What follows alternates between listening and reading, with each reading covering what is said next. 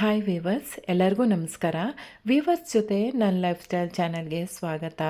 ಇವತ್ತು ನಾನು 5:15ಗೆ ಎದ್ದಿದ್ದೀನಿ. ಎಷ್ಟು ಬೇಗ ಬೆಳಗಾಗ್ಬಿಟ್ಟಿದೆ, 5:15ಗೆಲ್ಲ. ಇತ್ತೀಚೆಗಂತೂ ಬೇಗ ಬೆಳಗಾಗ್ಬಿಡುತ್ತಲ್ಲ. ಎದ್ದಿದ ತಕ್ಷಣ ನಾನು ಫಸ್ಟು ಫ್ರೆಶ್ ಅಪ್ ಆಗಿ ಇಲ್ಲಿ ತುಳಸಿಗೆ ನಾನು ನಮಸ್ಕಾರ ಮಾಡ್ಕೊತೀನಿ. ಒಂದು ತುಳಸಿ ಯಾಕೋ ಒಂದು ಸ್ವಲ್ಪ ಬಾಡ್ದಂಗೆ ಆಗಿಬಿಟ್ಟಿದೆ. ಸೊ ತುಳಸಿಗೆ ನಮಸ್ಕಾರ ಮಾಡಿಕೊಂಡು ಈಗ ಅಡುಗೆ ಮನೆಗೆ ಬಂದಿದ್ದೀನಿ. ಫಸ್ಟ್ ಇಲ್ಲಿ ನಾನು ಹಾಲು ಕಾಯ್ಸೋಕ್ಕೆ ಇಟ್ಟಿದ್ದೀನಿ. ಮಕ್ಕಳಿಗೆ ಒಂದು ಸ್ವಲ್ಪ ಬಾದಾಮಿ ಹಾಲು ಕುಡಿಯೋಕ್ಕೆ ಕೊಡೋಣ ಅಂತೇಳ್ಬಿಟ್ಟು. ಈಗ ನಾನು ತಿಂಡಿ ಬಂದು ಜೋಳದ ರೊಟ್ಟಿ ಮಾಡ್ತಾಯಿದ್ದೀನಿ. ಒಂದು ಸಣ್ಣ ಸಣ್ಣ ಕ್ಲಿಪ್ಪನ್ನು ಅಷ್ಟೇ ನಾನು ಆ್ಯಡ್ ಮಾಡ್ತಾಯಿದ್ದೀನಿ, ಯಾಕಂದರೆ ನನಗೊಂದು ಸ್ವಲ್ಪ ಹೆಲ್ತ್ ಸರಿ ಇಲ್ಲ. ನಾನು ಮುಂದೆ ತೋರಿಸ್ತೀನಿ ನನ್ನ ಪರಿಸ್ಥಿತಿ ಹೇಗಾಗಿದೆ ಅಂತೇಳ್ಬಿಟ್ಟು. ಸೊ ಇಲ್ಲಿ ಜೋಳದ ಹಿಟ್ಟು ರೆಡಿ ಮಾಡ್ಕೊಂಡಿದ್ದೆ. ಸ್ವಲ್ಪ ತಣ್ಣಗಾದ್ಮೇಲೆ ಈಗ ಹಿಟ್ಟನ್ನು ಈ ರೀತಿ ನಾನು ನಾದ್ಕೊತಾ ಇದ್ದೀನಿ. ನಾನು ಅಡುಗೆ ಮನೆ ಕಟ್ಟೆ ಮೇಲೆ ಮಾಡ್ತೀನಿ. ತುಂಬ ಹೈಜೀನಿಕ್ಕಾಗಿ ನೀಟಾಗೆ ಇಟ್ಕೊಂಡಿರ್ತೀನಿ. ಸೊ ಚಪಾತಿ ಆಗಲಿ ರೊಟ್ಟಿ ಆಗಲಿ ಈ ರೀತಿ ನಾನು ಕಟ್ಟೆ ಮೇಲೆ ಮಾಡಿಬಿಡ್ತೀನಿ. ಅದು ಮಣೆ ಮೇಲೆ ನಾನು ಮಾಡೋಕ್ಕೆ ಹೋಗೋದಿಲ್ಲ. ಸೊ ಪ್ರೆಸ್ಸರ್ ಇತ್ತು, ಬಟ್ ಅದು ಸರಿ ಹೋಗೋದಿಲ್ಲ ನನಗೆ. ಈ ರೀತಿ ಮಾಡೇ ಅಭ್ಯಾಸ ಆಗಿದೆ. ಈಗ ಜೋಳದ ರೊಟ್ಟಿನ ನಾನು ಮಾಡ್ತಾಯಿದ್ದೆ. ನನ್ನ ಸಣ್ಣ ಮಗಳು ಬಂದುಬಿಟ್ಟು, ಅಮ್ಮ ನಾನು ರೊಟ್ಟಿನ ಬೇಯಿಸ್ತೀನಿ ಅಂತೇಳ್ಬಿಟ್ಟು ಅವಳು ನನಗಿಲ್ಲಿ ಹೆಲ್ಪ್ ಮಾಡ್ತಿದ್ದಾಳೆ. ಯಾಕಂದರೆ ನಾನು ಒಬ್ಬಳೇ ಮಾಡ್ಕೊಳಕ್ಕೆ ಆಗೋದಿಲ್ವಲ್ಲ, ಯಾಕಂದರೆ ನನ್ನ ಪರಿಸ್ಥಿತಿ ಅವಳಿಗೆ ಗೊತ್ತಿದೆ. ನನಗೆ ಕಾಲು ಸಿವಿಯರಾಗೆ ಪೇಯ್ನ್ ಆಗಿತ್ತು. ಅದಕ್ಕೆ ನಾನು ಇಷ್ಟು ದಿವಸ ಯಾವ ಬ್ಲಾಗ್ಸನ್ನು ನಾನು ಶೂಟ್ ಮಾಡ್ಕೊಳಕ್ಕೂ ಆಗಲಿಲ್ಲ, ಮತ್ತು ನಾನು ಬ್ಲಾಗ್ಸನ್ನು ಅಪ್ಲೋಡ್ ಮಾಡೋಕ್ಕೂ ಆಗಲಿಲ್ಲ ವೀವರ್ಸ್. ಇಂಥ ಪರಿಸ್ಥಿತಿಯಲ್ಲಿ ಎಲ್ಲ ಕಷ್ಟ ನಮಗೆ ಬರಬೇಕಾ ಅಂತ ನನಗಂತೂ ತುಂಬ ಬೇಜಾರಾಗ್ಬಿಡ್ತು.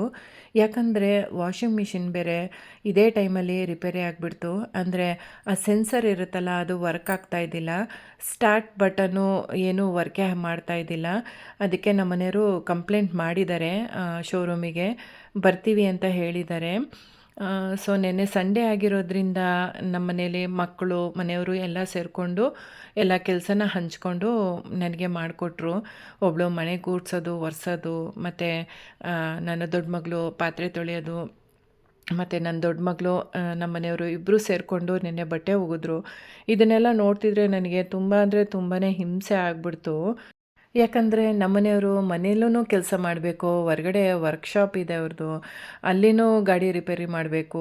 ಪಾಪ ಅವರಿಗಂತೂ ತುಂಬ ಕೆಲಸ ಇರುತ್ತಲ್ಲ, ಅದು ನನಗೆ ಆ ರೀತಿ ಮಾಡಿಸ್ಕೊಳೋದು ಇಷ್ಟ ಆಗೋದಿಲ್ಲ.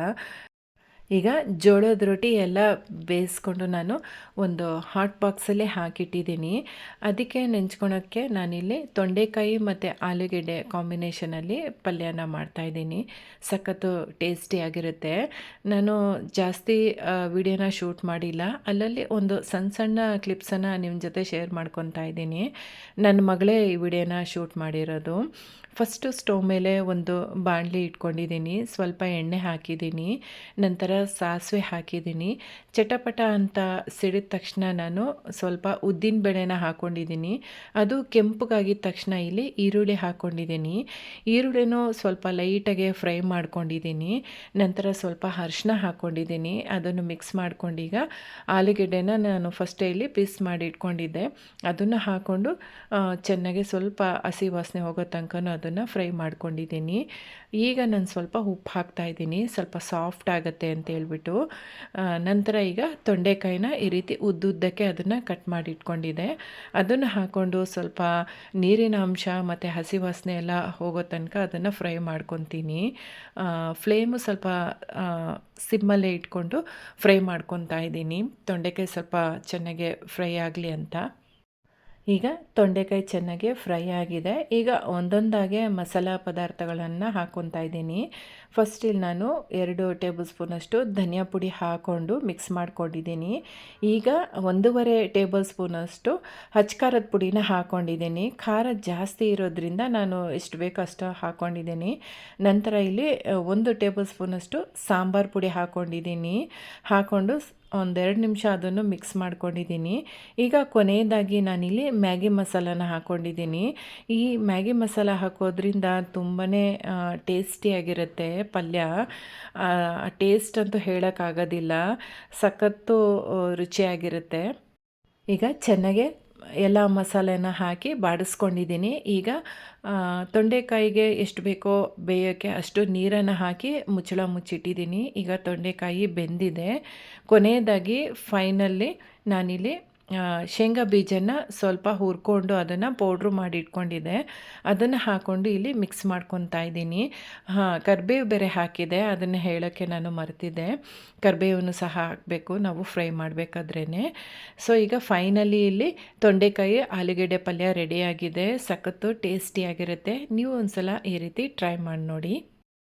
ಈಗ ತಿಂಡಿ ಮಾಡಾಯಿತು. ಸೊ ಅಡುಗೆ ಮನೆ ಅಂದರೆ ಕಿಚನ್ನು ನೋಡೋಕ್ಕೆ ಆಗಲಿಲ್ಲ, ಅಷ್ಟು ಮೆಸ್ಸಿಯಾಗಿ ಗಲೀಜಾಗಿತ್ತು. ಸೊ ಅಡುಗೆ ಮನೆಯಲ್ಲೆಲ್ಲ ಕ್ಲೀನ್ ಮಾಡಿ ಪಾತ್ರೆಗಳನ್ನೆಲ್ಲ ತೊಳೆದಿಟ್ಟಿದ್ದೀನಿ. ಸೊ ಬೆಳಗ್ಗೆ ನಾನು ಫಸ್ಟು ಬಿಸಿನೀರು ಕುಡಿತೀನಿ ಅಂತ ಹೇಳಿದೆ. ಸ್ವಲ್ಪ ಉಗುರು ಬೆಚ್ಚಗಿರೋ ಬಿಸಿನೀರನ್ನು ಈಗ ಕುಡಿತಾ ಇದ್ದೀನಿ. ಬಿಸಿನೀರು ಕುಡಿದ್ಬಿಟ್ಟು ಮಕ್ಕಳಿಗೆ ಬಾಕ್ಸಿಗೆ ಈಗ ನಾನು ಹಾಕ್ಕೊಡ್ಬೇಕಲ್ವ, ಅದನ್ನೇ ಹಾಕ್ಕೊಡ್ತಾ ಇದ್ದೀನಿ. ಅವರಿಗೆ ತಿನ್ನೋಕೆ ಹೇಳಿದೆ, ಬೇಡ ಅಮ್ಮ ಈಗಲೇ ಲೇಟ್ ಆಗಿಬಿಟ್ಟಿದೆ ಅಂದರು. ಒಂದು ಲೋಟ ಬಾದಾಮಿ ಹಾಲು ಕೊಟ್ಟಿದ್ದೆ, ಅದನ್ನೇ ಅವರು ಕುಡಿದ್ರು. ಒಂದು 10:30 ಹಾಗೆ ಲಂಚ್ ಬ್ರೇಕ್ ಇರುತ್ತೆ, ಆವಾಗ ತಿಂತೀವಿ, ಬಾಕ್ಸಿಗೆ ಹಾಕ್ಕೊಟ್ಬಿಡಮ್ಮ ಮಧ್ಯಾಹ್ನಕ್ಕೂ ಸೇರಿ ಅಂತ ಹೇಳಿದರು.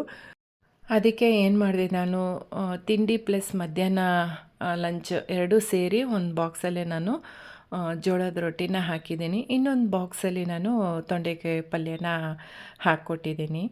ನನ್ನ ದೊಡ್ಡ ಮಗಳು ಬಂದು, ಫಸ್ಟು ನೀನು ತಿಂಡಿ ತಿನ್ನಮ್ಮ, ಆಮೇಲೆ ಟ್ಯಾಬ್ಲೆಟ್ಸ್ ತೊಗೋ, ನೆಗ್ಲೆಕ್ಟ್ ಮಾಡಬೇಡ, ಜಾಸ್ತಿ ಏನೋ ಕೆಲಸಗಳೆಲ್ಲ ಮಾಡೋಕ್ಕೆ ಹೋಗಬೇಡ ಆಯಿತಾ, ಸಂಜೆ ಬಂದು ನಾವು ಮಾಡ್ತೀವಿ, ನಾವು ಯಾರೂ ಇಲ್ಲ ಅಂತೇಳ್ಬಿಟ್ಟು ಸುಮ್ಮನೆ ನೀನು ಮಾಡಿ ಮತ್ತೆ ಕಾಲು ನೋವು ಮಾಡ್ಕೋಬೇಡ, ನೀನು ರೆಸ್ಟ್ ತೊಗೋ ಅಂತೇಳ್ಬಿಟ್ಟು ಹೋಗ್ತಾ ಇದ್ದಾರೆ. ಬಾಯ್ ಬರ್ತೀನಿ ಅಂತ ಹೇಳಿದ್ಲು.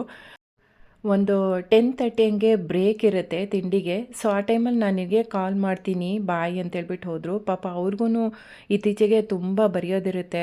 ಕಾಲೇಜಲ್ಲಿ ಮ್ಯಾಥ್ಸ್ ಅಸೈನ್ಮೆಂಟ್ ಕೊಟ್ಟಿದ್ದರು. ಬೆಳಗ್ಗೆ 4 ಗಂಟೆಗೆ ಎದ್ದು ಇಬ್ಬರು ಕುತ್ಕೊಂಡು ಬರಿತಾಯಿದ್ರು. ನೆನ್ನೆನೂ ಸಹ ಬರಿತಾಯಿದ್ರು. ತುಂಬ ಬರೆಯೋಕ್ಕೆ ಕೊಡ್ತಾರೆ. ಓದ್ಕೊಳಕ್ಕೆ ಅವರಿಗೆ ಟೈಮೇ ಇರೋದಿಲ್ಲ. ಎಕ್ಸಾಮ್ ಬೇರೆ ಹತ್ರ ಬರ್ತಿದೆ. ಸೊ ನನ್ನ ಪರಿಸ್ಥಿತಿ ಹೇಗಾಗಿದೆ ಅಂತೇಳ್ಬಿಟ್ಟು ನೀವೇ ಇಲ್ಲಿ ನೋಡ್ಬೋದು. ನಮ್ಮ ಮನೆಯವರು ಇಷ್ಟು ದಿವಸ ನನಗೆ ಹೆಲ್ಪ್ ಮಾಡ್ತಾಯಿದ್ರು. ನಿನ್ನೆ ಅವರು ಬಟ್ಟೆ ಒಗಿತಾ ಬಕೆಟ್ ಎತ್ತಿ ಹಿಂಗೆ ತಿರ್ಗೋಕೆ ಹೋಗಿದ್ದಾರೆ. ಪಾಪ ಅವರಿಗೆ ಸೊಂಟ ಪಕ್ಕೆ ಹಿಡ್ಕೊಂಬಿಟ್ಟಿದೆ. ನಿಲ್ಲಕ್ಕಾಗ್ತಿಲ್ಲ, ಕೂರೋಕ್ಕಾಗ್ತಿಲ್ಲ, ತುಂಬ ಪೇಯ್ನ್ ಆಗ್ತಾಯಿತ್ತು ಅವರಿಗೆ. ಸೊ ಇವತ್ತು ಎಲ್ಲ ಕೆಲಸನೂ ಬೆಳಗ್ಗೆನೇ ಮುಗಿಸ್ಕೊಂಡಿದ್ದೀನಿ.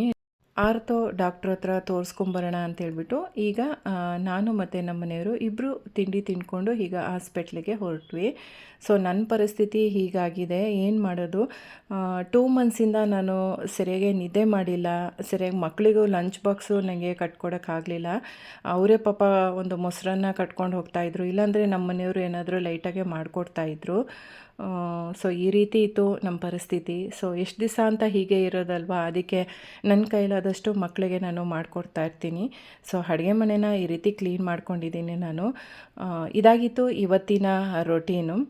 ನಿಮಗೇನಾದರೂ ನನ್ನ ಬ್ಲಾಗು ಸ್ವಲ್ಪನಾದರೂ ಇಷ್ಟ ಆಗಿದರೆ ಪ್ಲೀಸ್ ನನ್ನ ಚಾನಲನ್ನು ಸಬ್ಸ್ಕ್ರೈಬ್ ಮಾಡ್ಕೊಳ್ಳಿ, ಸಪೋರ್ಟ್ ಮಾಡಿ. Thank you.